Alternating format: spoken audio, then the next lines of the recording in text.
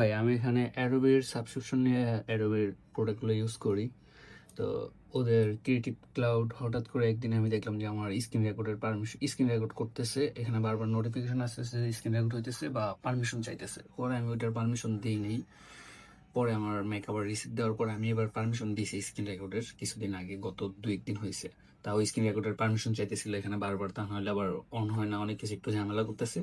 তো আমি সবকিছু স্মুথলি রান করার জন্য স্ক্রিন রেকর্ডের পারমিশনটা দিয়েছি। তো এখন আবার ওরা আমার স্পেসিফিকভাবে এখানে আমার ডাউনলোড ফোল্ডারের পারমিশন চাইতেছে। এই যে এখানে ডাউনলোড ফোল্ডারের পারমিশন চাচ্ছে। আমি যদি এখন ডাউনলোড ফোল্ডারের পারমিশন না দিই, আমার প্রিমিয়ার প্রো অন করতে দিবে না। মানে কি একটা অবস্থা যে আপনি ওদের কাছ থেকে সাবস্ক্রিপশন নেবেন টাকা দিয়ে, তারপর আপনি ওদের প্রোডাক্ট ইউজ করতে পারবেন না, আপনার সব ডেটা ওদের কাছে থাকা লাগবে।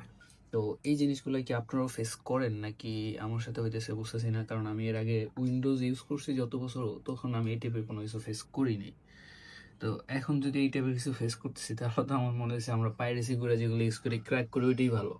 ওইটা আমার আর কি সিকিউরিটি তেমন ইয়ে থাকে না। যাই হোক, ওরা খারাপ কিছু করবে না, কিন্তু যখন আপনার ডেটা নিবে, আপনার ডেটা চুরি করবে, আপনাকে ট্র্যাক করবে, ওই জিনিসটা তো আর ইয়ে না, ওটা আর কি মাইনা না, একটু হার্ট। তো আপনারা একটু কমেন্ট করবেন যদি আপনারাও সেম টাইপের কোনো প্রবলেম ফেস করে থাকেন যে এই পারমিশনের বিষয়গুলো।